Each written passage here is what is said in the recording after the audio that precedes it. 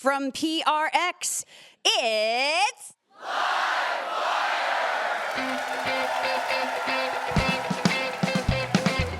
This week, advice columnist and playwright R. Eric Thomas. I don't need to be another voice telling you that you are a bad person. What I can say is I see you person to person, and here's a path out of the situation that you're in. Leaders of the Church of Stop Shopping, Reverend Billy and Savitri D. One lady thought we were robbing the bank, not singing a song about the golden toad and how it went extinct from climate change. With music from the Brudi Brothers and our fabulous house band. I'm your announcer, Elena Passarello, and now, the host of Livewire, Luke Burbank. Hey, thank you so much, Elena Passarello. Thanks to everyone for tuning in from all over America for this week's episode of Livewire. We got a good one in store for you. Of course, we're going to kick things off the way we always do with the best news we heard all week.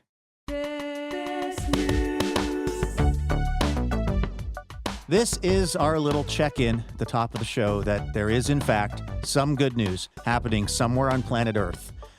And we're going to find it. And that's what we did this week. Elena, what's the best news that you heard all week? Okay, I have to start with a question for you, Luke Burbank. When you were in high school, did you letter in anything?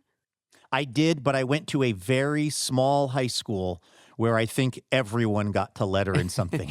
What? There was like 90 kids in the entire high school. What was your letter in? Well, I lettered in basketball and soccer and in being turned down by people who I asked to go to the junior prom. Oh, okay. Well, aside from that last one, that's kind of the classic letterman situation. Like, I think in the original sort of construction of what it meant to letter, it was sports. You could only letter in sports, and then you'd go to the soda fountain with your letterman sweater on and look like a big man on campus. Years ago, like back when I was in high school, you could letter in other things, like I lettered in drama. I remember when they added some of the other classes and clubs, which I thought was a nice addition, by the way. In a lot of places around the country, there are things that students work really hard at in high school that you can't get a letter in, like in Snohomish High School, which has the classic sports and academic letters. But there are people like Elizabeth Bogan and Remus Fox Bailey who are spending most of their high school careers taking skilled trade classes like welding and manufacturing and all the things that we drama and orchestra majors probably should have paid a little more attention to. Turns out there might be more money in welding than community theater. Well, listen to this. Not only is Elizabeth Bogan an amazing skilled tradesperson, she's also a little bit of an activist because she petitioned her school district.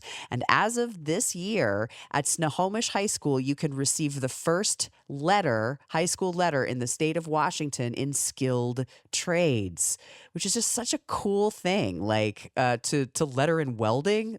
And listen to this. Elizabeth Bogan already has a job lined up after she graduates. She included the story of her petitioning for this letter situation in her job materials, and she's going straight to Boeing in the spring. So another reason to do this is that the Snohomish High School letter is going to be really well represented by a person who's that successful at 18, right? Now, do you get like because, like if you lettered in a sport at my school, you would get like a little basketball, if that was the sport, pin. Or a little football. Do you get like a welding torch? Oh, I hope so. Like, I really think that would take it to another level. Yeah, I don't know what the exact tool is, but whatever it is, it's going to be cooler than the mask of comedy and drama that I got on mine for lettering. We need to have a new way of representing the dramatic arts than the comedy and tragedy mask all these years later. Well, speaking of the arts, I've got a story for you. It's actually out of British Columbia, where a woman named Sharon Marnell has been embarking on a project to put something together in Canada. Now, actually, the story for her started off when she was living in England a number of years ago. She was actually sitting in a jacuzzi. I guess she had some sort of a sore shoulder, and she was trying to remedy it with the warm waters of the jacuzzi, and she was singing. And another woman came over and was sitting in the jacuzzi and said, "You have a really nice singing voice. In fact, it's so nice that you would not be allowed to join our choir." And Sharon was like, "What? That's a weird thing to say to someone in a jacuzzi." And the woman said, because the choir that I'm in is called a tuneless choir, and it is specifically for people that are not particularly great singers. Nice. And meanwhile, Sharon Marnell had actually gone to college for music and was actually like pretty good at singing and kind of understands music theory, but was very intrigued by this idea of this tuneless choir. So she reached out to some people and she actually started her own tuneless choir in England. She ended up actually starting 3 of them total. Wow. And has now moved to British Columbia, where she's bringing the idea over there. This is like apparently kind of a big thing in England. It was invented in like 2016, the idea of the tuneless choir. So you probably don't spend a lot of time in rehearsal trying to get the pitches just right, for example. You focus on other things. There are no rehearsals, Elena, and also no auditions. It's like if you're at like a baseball game and everyone's singing "Take Me Out to the Ball Game." There is this thing musically that can happen where, as long as there are enough people, you tend to find sort of the tune. This is some of the tuneless choir. This is Sharon Marnell leading the tuneless choir. They're singing that "I Would Walk 500 Miles" song.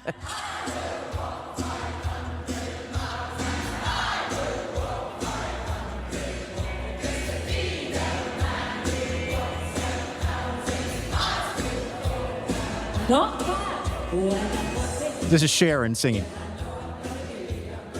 So Sharon's like up there. She's got one of those like headset microphones on, and then the music, and then surrounding her on the stage is just like literally like 100 people in matching T-shirts that are singing their absolute hearts out, occasionally getting close to the tune of the song, but just having the times of their lives. And basically, like, you know, there is this whole sort of group of folks who, and I won't name them specifically, but just say I'm related to some people that fall into this category who just absolutely love singing, but were not maybe blessed with the most natural sense of the tune of a song. I mean, we used karaoke and alcohol for this for many, many years. Yeah. But it's nice to see that there's a new place that you can go and sing, even if maybe you're not the most talented singer, but you can still have fun up there in British Columbia. So the growth of the tuneless choir, that's the best news that I heard all week.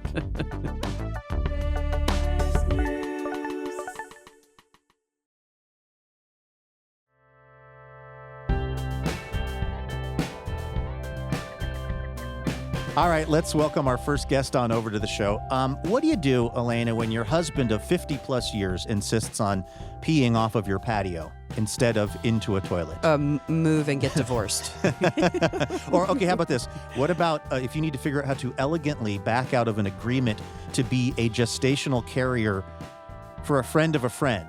Well, here's what you can do. You ask our first guest this week. He is the national best-selling author, television writer, playwright, and most relevantly for our purposes, the guy behind the syndicated advice column known as Asking Eric. This is our Eric Thomas, who joined us on stage at the Nordstrom Recital Hall at Benaroya Hall in Seattle recently. Take a listen.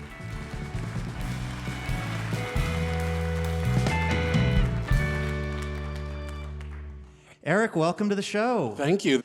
The last time we had you on the show, you were talking about your memoir. Congratulations, the best is over. Yeah.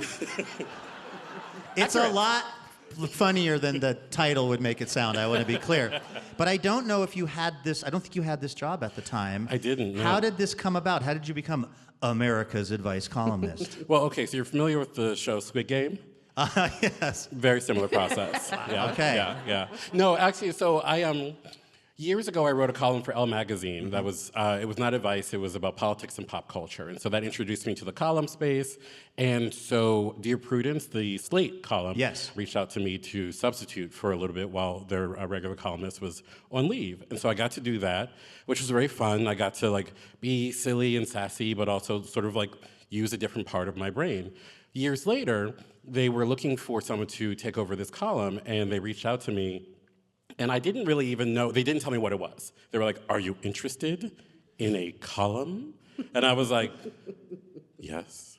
Would you like to play a most dangerous game? Like, I don't know. Have you heard of print media? Yeah.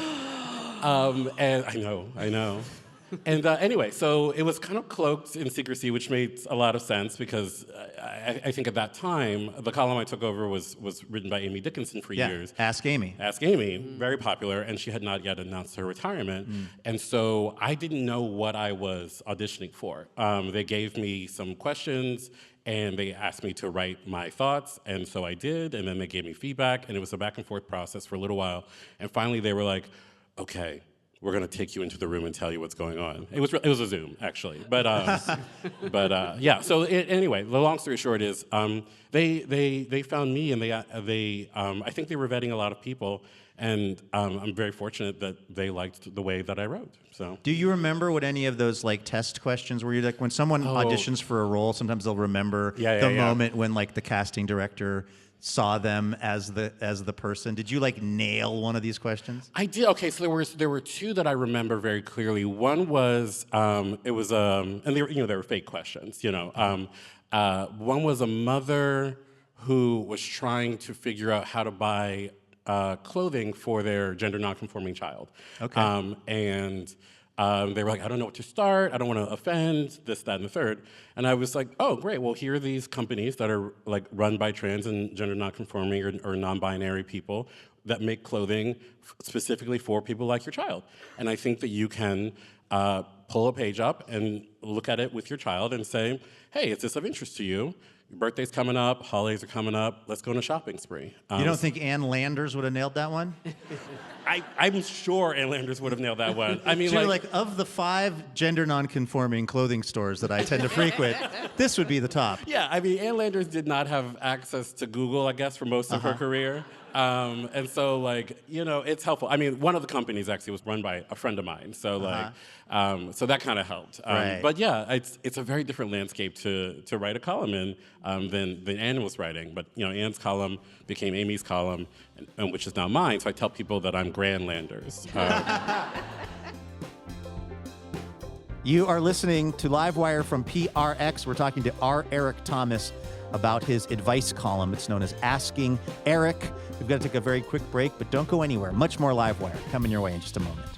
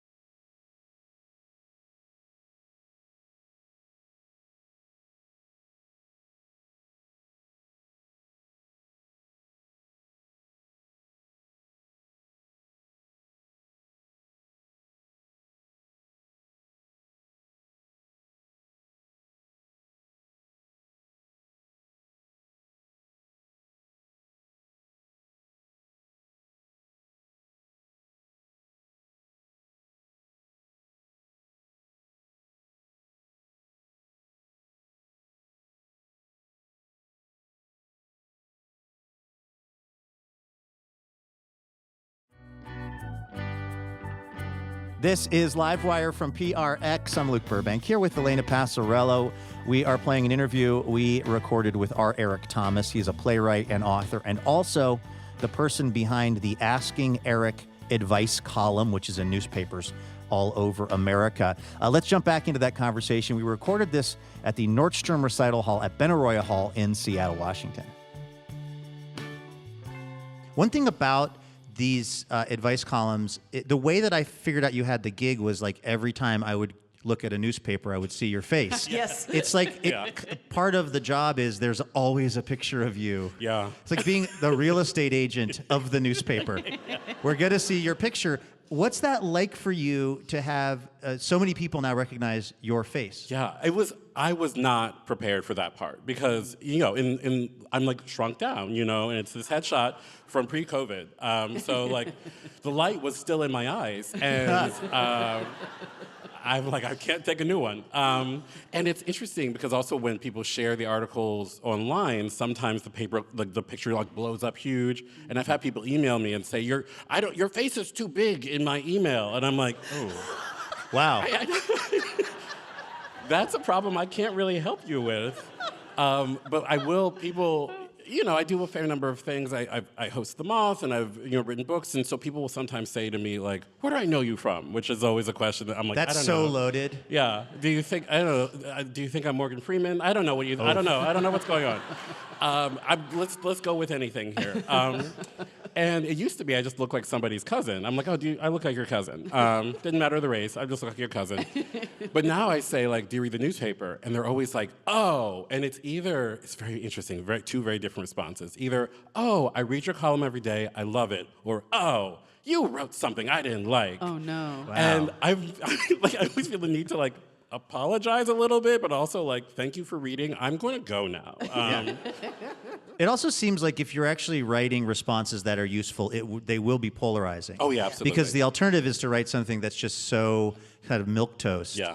That like, yeah, nobody's mad about it, but also, did you even really help the person who was asking for the advice? Yeah. Yeah, that's got to be hard to not just kind of give the people-pleasing answer that neutralizes everything, because you do want to have it be not a conversation starter, but you want it to be about the muddier parts of human life. Well, for instance, like in Tedious Cookie Tradition Taxes Family Ties, a recent question posed to you.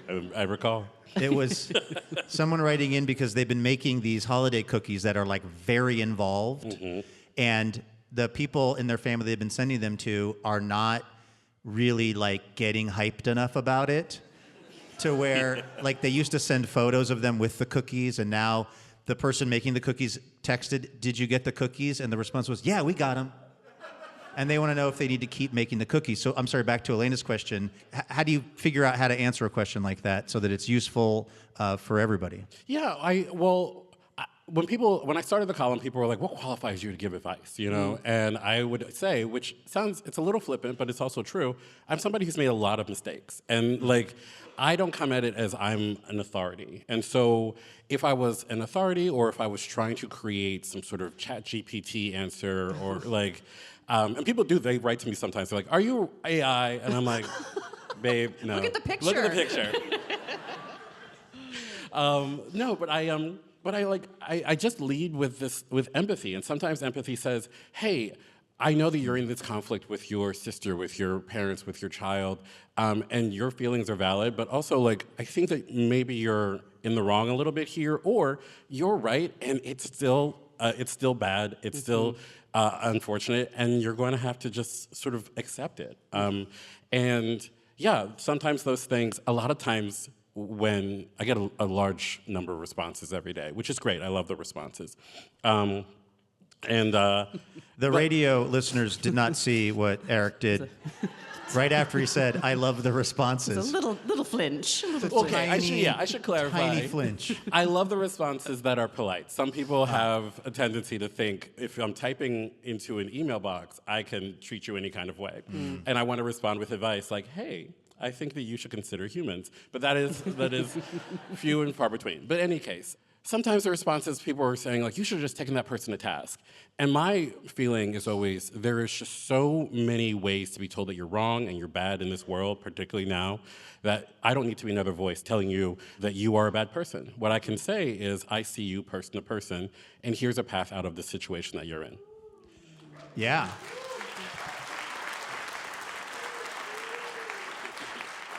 You're listening to Livewire Radio from PRX. We're talking to R. Eric Thomas, the writer behind the Asking Eric column, here from Benaroya Hall in Seattle this week. I heard something the other day about sort of like the mapping software approach to dealing with people who are maybe struggling or maybe doing stuff you don't like, which is if you think about it and you're driving and you have the map on in your car on your phone and you miss your turn, it doesn't yell at you. It just reroutes you, just keeps rerouting you to where you're trying to go. Yeah. I feel like that's kind of what you're talking about. Yeah. Not just like yelling at someone, but just okay, well, there's another turn coming up here. Recalculating. And now there's another turn.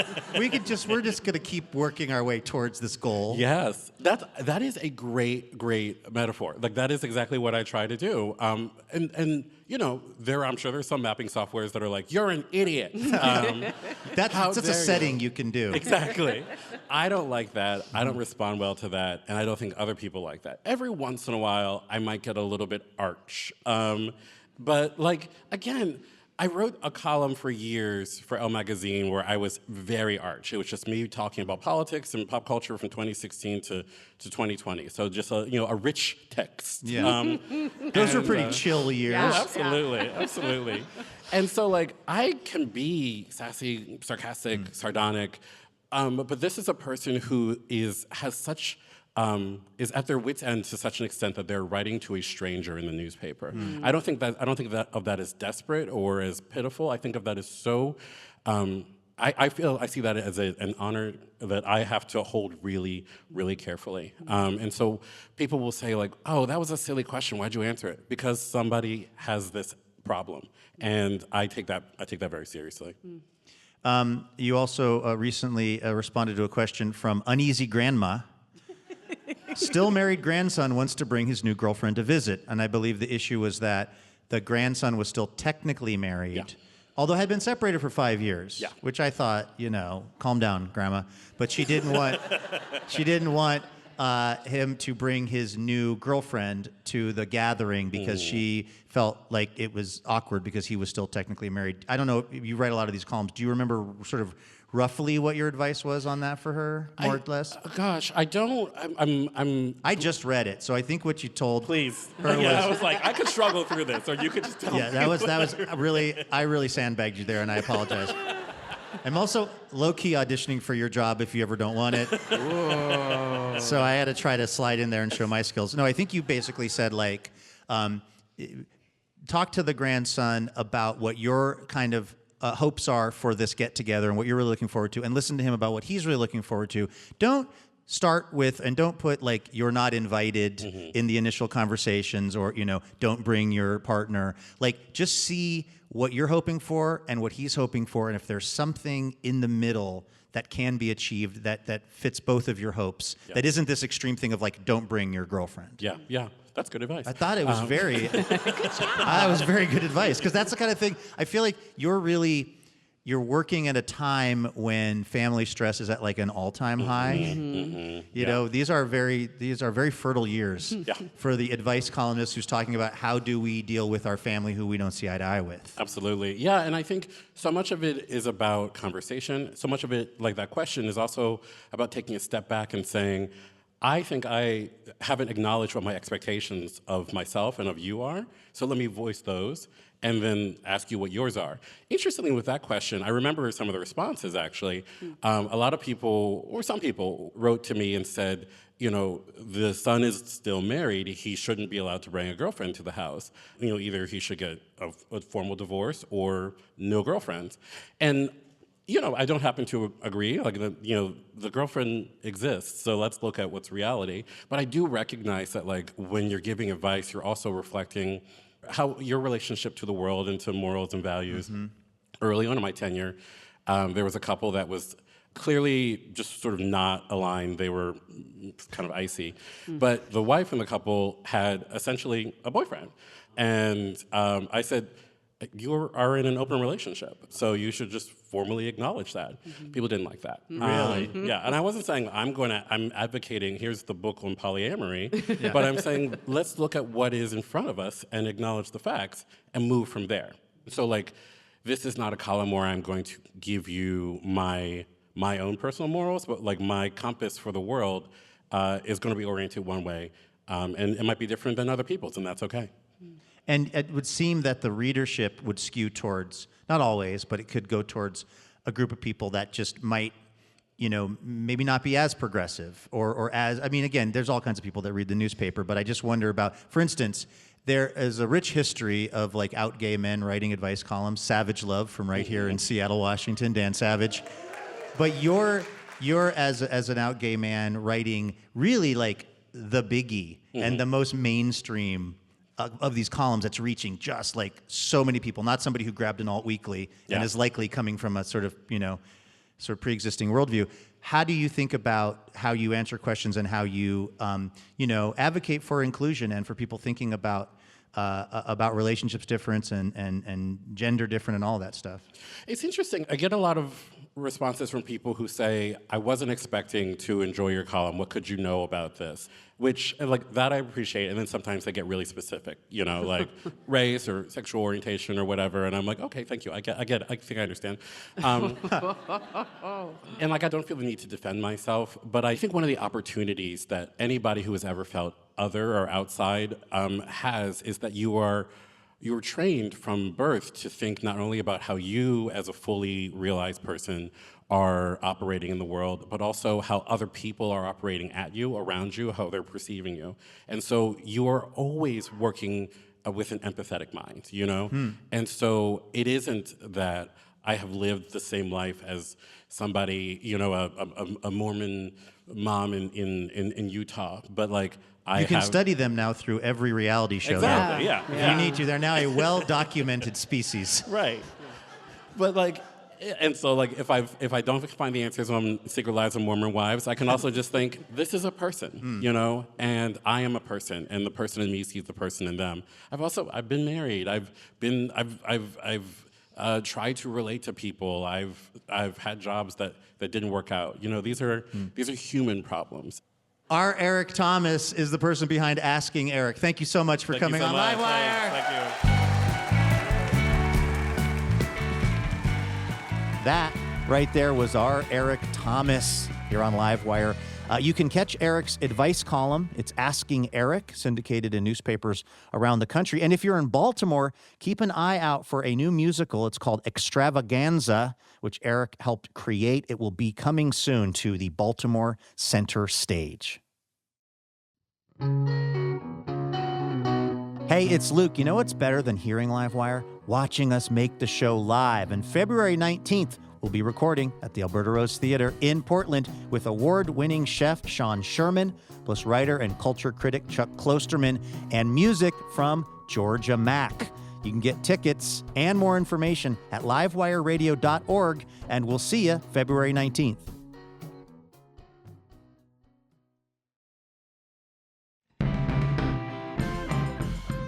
You're tuned into Livewire. All right, we are going to try something a little unusual for us here. We're going to go to church, but not just any church, the Church of Stop Shopping, which is led by Reverend Billy. It blends performance art with politics and a genuine spiritual calling. Now, the ministry debuted back in 1998 in Times Square with a protest outside the Disney store, where they proclaimed Mickey Mouse the Antichrist. And Elena, they have not slowed down since. They were even on tour with Neil Young recently. Here with a prophetic word, as we used to say in the church when I was growing up, about the better life that we can all have. Let's take a listen to Reverend Billy.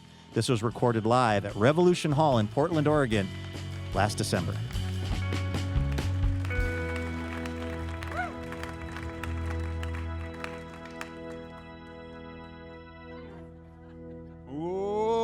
Welcome to the Church of Stop Shopping. Some of our friends in New York call us the Earth Church, but that's good. That works. We love the earth. We're guided by the earth. We don't want the earth to be hurt. We don't want the earth to be poisoned by our products. Stop! Stop shopping! Stop shopping! Stop it! Stop it! Stop it! Sorry about the spit.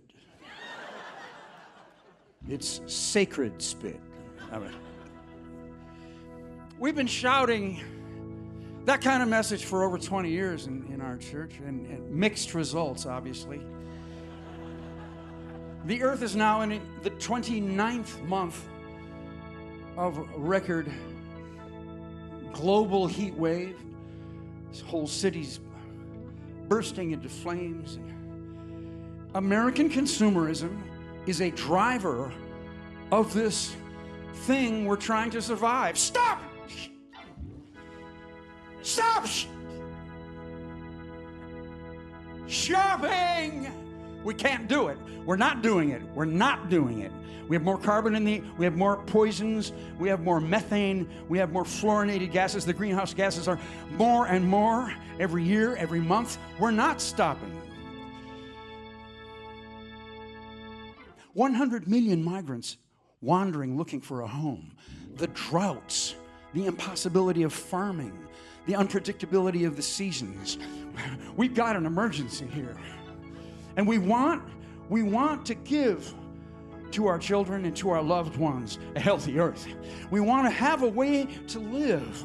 And the earth wants us to do this, I believe. Don't you believe that? Earth-alleluia. I think the earth wants to live. But the earth is now in the sixth extinction. 29 months of record heat. It is happening now. The earth is doing what she must do to survive. But I think the earth is calling out to us to join up in some way. But we have to be sensitive to what she's saying. Let's ask the earth to give us the signal. Let's be with the earth. Let's live with the earth. Let's do radical things we couldn't have expected ourselves to do. Now's the time to be radical Americans again. We've done it before. We can do it now. Somebody give me an earth-alleluia. Earth-alleluia. Earth-alleluia. Earth-alleluia. Earth-alleluia. Earth-alleluia. Earth-alleluia. Earth-alleluia. Earth-alleluia. Earth-alleluia. Amen.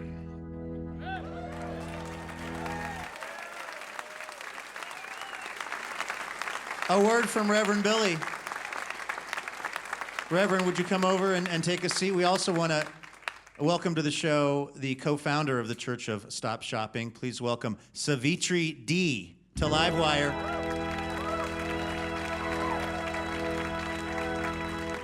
Savitri D., thank you for being here. Hey, thanks so much for having us. I cannot tell you how much joy I got from reading your Wikipedia page about the church and about Reverend Billy.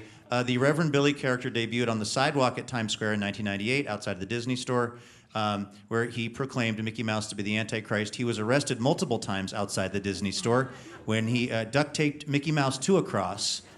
How many times, together, how many times have both of you been arrested, and how many times in front of the Disney store specifically? Well, it's easy to lose track, to be honest with you, but I think probably a cumulative maybe 100 times. I wouldn't say at the Disney store, and there's various stages of arrest. There's, being held, there's being held in the car, there's being taken to the precinct, there's going downtown to the tombs, there's being held overnight, there's being held over 2 nights. I mean, there's a lot of versions of being arrested. But being that you've both been involved in so much social action and so many of these things, is there a point where it adds up and there you might get some serious time over it, or they generally see it for what it is, which is political speech and performance art and a spiritual practice for you? Well, we have the First Amendment protecting us. Well, we used to. Sort of. Still there. It's still 45 there. 45 words. All those freedoms except property. Congress shall make no law respecting an establishment of religion, or prohibiting the free exercise thereof, or abridging the freedom of speech, or of the press, or the right of the people peaceably to assemble and petition the government for redress of grievances. Amen. There you go. I mean,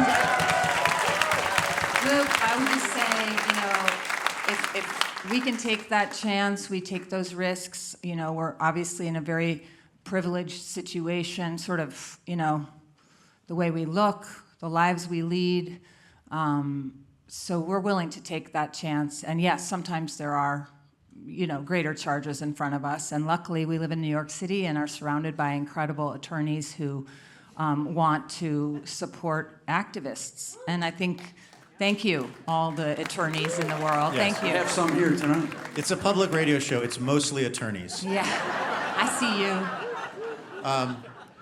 What do you see it seems like it's in the name, the Church of Stop Shopping, but I get the sense in talking to you backstage and in just kind of, studying your work a little more, this is more encompassing than just that, just stopping consumerism. What do you see this movement as being about for you? Consumerism is a broad term that encompasses many things, including militarism, including the way we support our shopping with violence overseas. And I think we just want to drive a little wedge in between people and their shopping, just get people to stop for a second. And of course, we want to hold corporations accountable, because it's not just about our personal perfection, right? It's not like, if I'm a very good person, everything will be fine. We know that's not true, right? We have to hold leaders accountable. We have to hold corporations accountable. One of the distortions of the First Amendment is Citizens United, the saturation advertising, the unlimited funds going to preferred corrupted candidates. They say that 10,000 advertising events take place to the average New Yorker who has a computer. We're talking to the Reverend Billy and Savitri D from the Church of Stop Shopping here on Livewire this week. There's a pretty incredible photo of you online, Reverend Billy. You're in the sort of ATM vestibule of a Bank of America, where you were casting out the demons of bad loans and toxic assets. How did that go? And did security ask you to leave pretty quickly? Well, security, oftentimes they kind of smile and sort of get it. Right, because they're probably not making a living wage themselves. That's right. And some of the tellers at J.P. Morgan Chase are on food stamps, whereas Jamie Dimon makes $100,000 a day. So you've got real disparity there, classes and races and all over the place. We find people often are really nervous and they're laughing and they don't know why. Some people cry. One lady thought we were robbing the bank, not singing a song about the golden toad and how it went extinct from climate change. And she called the police and we got arrested that time. But we sing, so the singing goes a long way towards, smoothing out the rough edges in those settings. Yeah. Have we mentioned that? We have a 30-voice choir. Yes, I know. And a lot of the videos that people want to check out the work of the church, the choir is in attendance, and it's really kind of a beautiful, sort of surreal thing, I guess. Do you think about it as performance art? Do you think about it as political action? How do you think about what you're doing? We know we're doing well when, for the first 20 or 30 minutes of one of our services, people don't know what we are. Yeah, we call it radical instability. It's a kind of wildness, and we try to charge that wildness. That's our job. Yeah. So performance art is a way to get out of a situation, though. We do pull that card sometimes, like, it's just an art project. What does that cause in people when they are radically destabilized? Well, in a consumerized society, it opens the way for change, for transformation. Stop shopping. Because they don't know what it is, right? So in a culture in which everything is given to you as exactly as it is, in a category, at a price, in the right aisle, with the other sweaters, etc., radical instability disrupts that. And then suddenly, it's as if the milk is suddenly not in the refrigerator. Yeah, totally. How do you live your lives? You've made this sort of the point of your life. How do you then live your lives maybe differently than sort of a lot of typical Americans? What does this look like for you in your actual lived experience? Well, don't look at my socks too closely.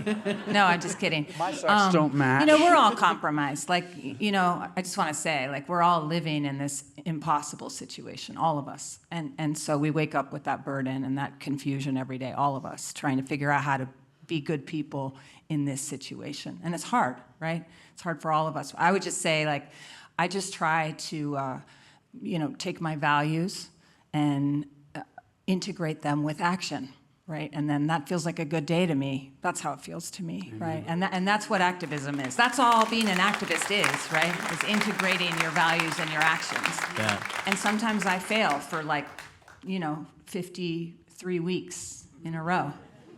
You really sort of were public enemy number one at Starbucks for a good decade or so, if I understand it right. There was you would do a lot of events at Starbucks, and there was apparently a laminated card in the Starbucks in New York, what to do if Reverend Billy comes into your Starbucks. It's still so funny. Yes, that was issued from the Seattle headquarters to the managers.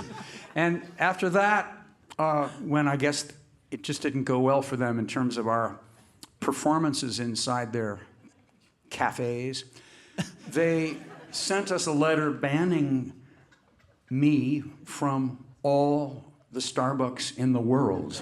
But the problem was, at the same time, we had a court case in Los Angeles, and we figured out we couldn't actually get to the courthouse without, getting within 250 yards of a Starbucks. Yes. So the only way to get to the courthouse was a hot air balloon and then a canoe down the LA River, and we just couldn't figure out how to do it. Yeah. Well, obviously, you and the other folks in the Church of Stop Shopping have made this really kind of your life's mission and something that's so central to your identity. I think for a lot of people, it's overwhelming to try to go from being a person who's caught very much in the loop of consumerism and of living this life the way that it's kind of presented to us in the kind of, like you said, monoculture. What is something that somebody could do that would be like one thing that would help them move more towards a more sort of aware way of being in the world? Go outside. Go to the earth. Go to the earth. Go to your favorite ecosystem down by the shore, down on the river, up on Mount Hood, wherever you have to go. Just go there, be there with the earth, and slow down. Or look into the eyes of your lover. Turn away from the advertising. Turn away from the screens that are like just overwhelming you. What is overwhelming you? Ask yourself a simple question. Anxiety, and this anxiety is promoted. It's really a way of life now, right? It separates us from our wisdom. It separates us from the things we already know, the things that are in our body, from our realities and our relationships. So I would just say, do the thing that grounds you in life with another person, with the earth, and let the earth guide you, because it's pretty basic at this point, right? Yeah. It's pretty basic. It's on all of us, right? It's not going to change without us. We have to do the work ourselves. Earth-alleluia. Yeah. I think that gets an Earth-alleluia. Savitri D and Reverend Billy from the Church of Stop Shopping, thank you so much for coming on Livewire. Appreciate you.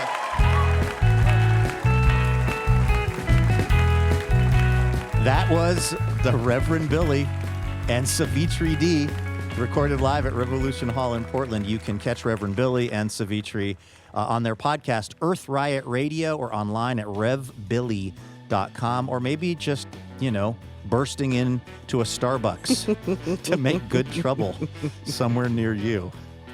You're listening to Livewire Radio. We've got to take a very quick break, but don't go anywhere. When we come back, we're going to talk to the Brudi Brothers about their unlikely musical rise. Keep it tuned right here. More Livewire in a moment.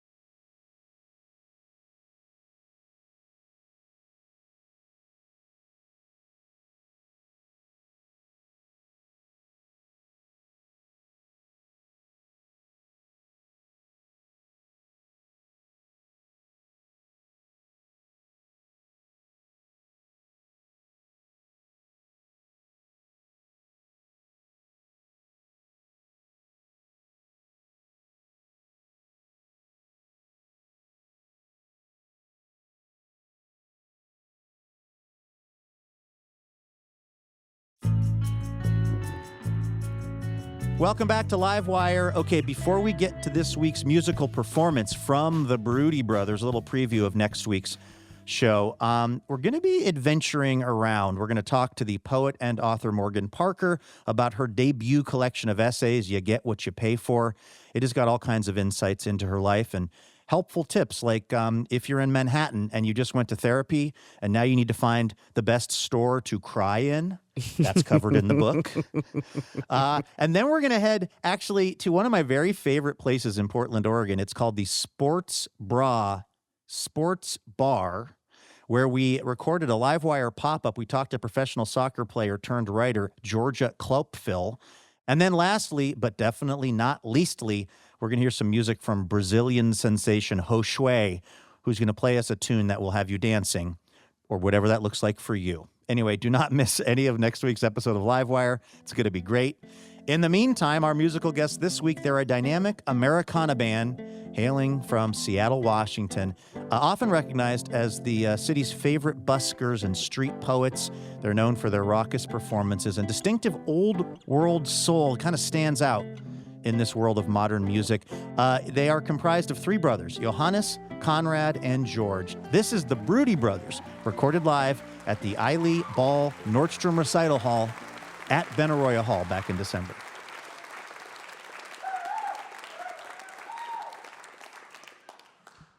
Hello, Johannes, Conrad, and George. How's it going? Thanks for having us, and thanks for introducing us as brothers.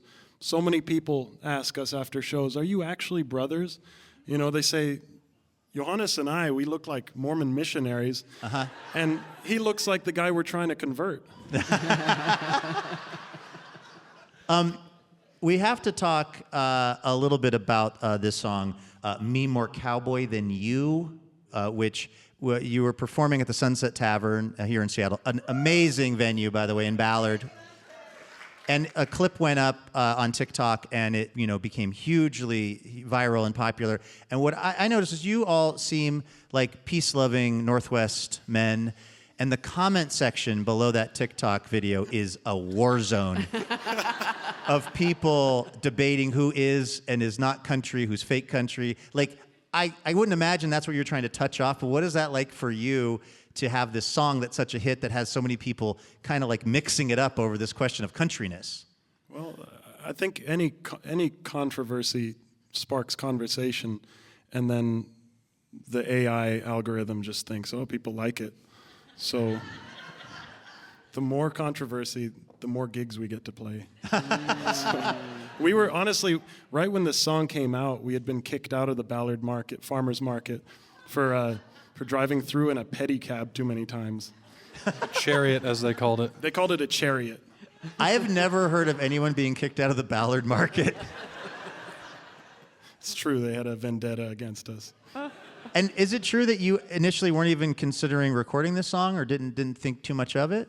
Yeah, well, it's such a mean song. And it's so pointed and so well written, might I add.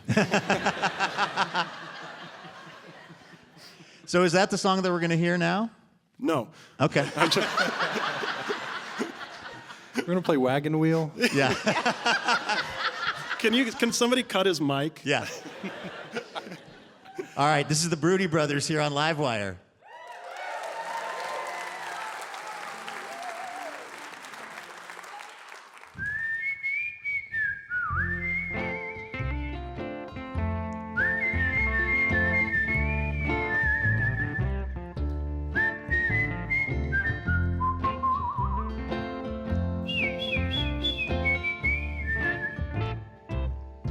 Friday night boys and girls I see, drunk and running around like ants.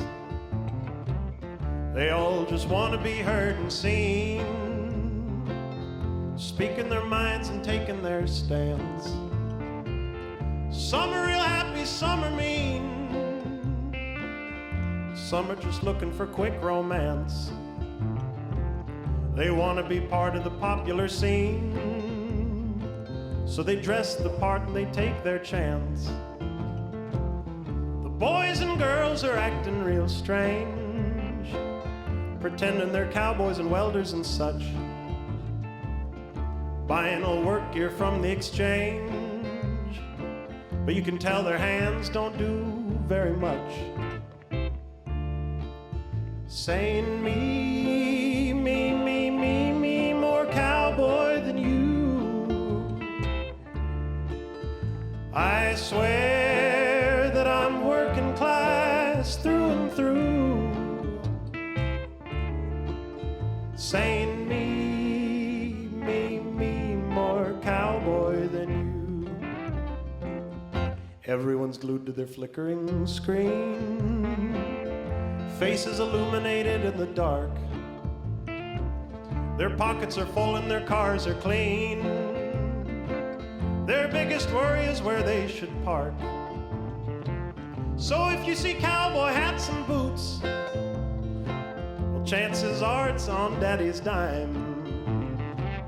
They're all in the bathroom snorting their toot. Thank you, daddy. And having a mighty expensive time. Saying me, more cowboy than you. I swear that I'm working class through and through.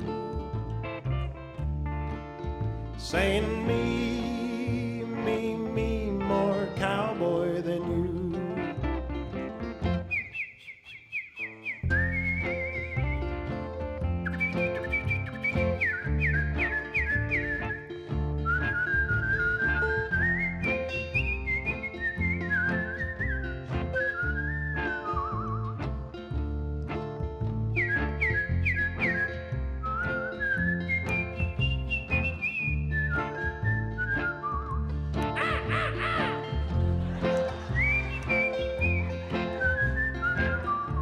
You can rent me for turkey season. Saying me, more cowboy than you. I swear that I'm working class through and through. Saying me, more cowboy than you.